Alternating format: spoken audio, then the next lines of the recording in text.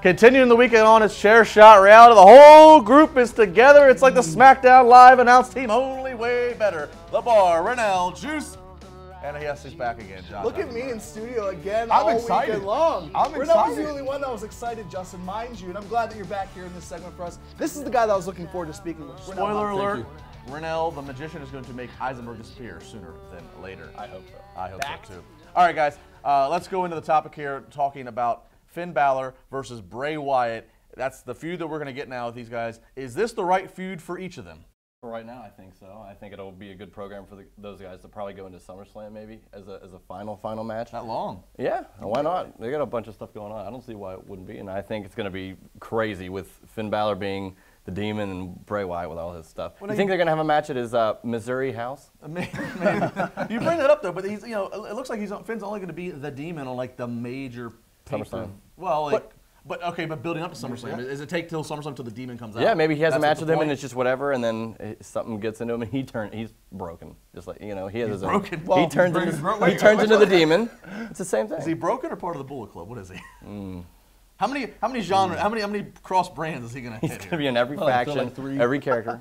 I think that you have Finn Balor and Bray Wyatt right now, two creative guys. You know, they tried and they failed with Bray Wyatt and Randy Orton. Why? Because Randy Orton was never this unique character. He was just Randy Orton. Justin, you said it best. He is the prototypical superstar. He has the look, he has the build, he has the size, he has everything you want for a professional wrestler. Bray Wyatt doesn't have that and Finn Balor doesn't have that. That's why these two guys work very well together. I would love to see the Demon King finally come back at SummerSlam because that's really the last time we saw him, correct? When he got hurt against Seth Rollins.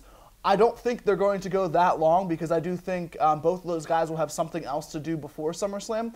You know, Great Balls of Fire, whatever pay-per-view they want to come up with, you know. Oh, yeah. That's going to be, the July pay-per-view is going to be one that they're going to load up, and then I think they're going to transition multiple feuds. But right now, this works for both guys on multiple levels. You need to bring Bray Wyatt back in a creative role. You need Finn Balor back in a creative role. You need to keep Bray Wyatt's creativity going.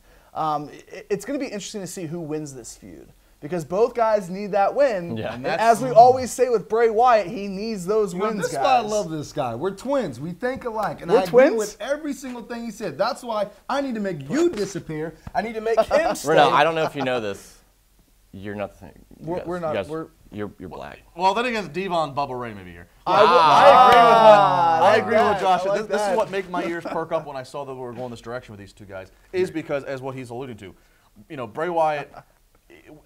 We feel like there's maybe constantly some missteps. You know, he'll win a match here, like the House of Horrors, of course, with help of Jinder and such. But he never just gets that definitive he's here to stay. And then with Finn, you know, he wins the Universal title. Next night he vacates it. He disappears for 6 months with an injury. He really has not yet got his footing back. You know, he's had a few simple wins against a Jinder Mahal. Yeah, right. But yeah, it's almost like in this feud, somebody's going to get made, but somebody's still going to be left behind. Yeah, it's not a case where like with Roman and Braun, where whoever loses really won't get lost in the shuffle. These both you guys knew to win, and then maybe it'll be a draw. Well, the one thing I want to know, Renell, I mean, obviously you're the fan of creativity, of magic. You know, you make things disappear, make things come together. I always encouraging him. Look, right out the air. Okay. Where did that even come from? What? He said his ears were perking up. Carnival. So, you know. Did you go on a cruise ship recently? Stop pulling stuff out of my body. I'm never going to tell you again. To get the deck of cards. I think right now, you know, and I really didn't think about the Demon side of Balor until you said it. I think it's a great combination right now of them building something extremely perfect. I could see it stretching a long way, agreeing with Juice. I could see it stretching a long way. But at the same time right now, I do feel like I said, I agree with you earlier, I feel like in a way there was a ball that was dropped between him and Randy Orton. This is time for them to pick it back up. This is a new start for them to do some great things.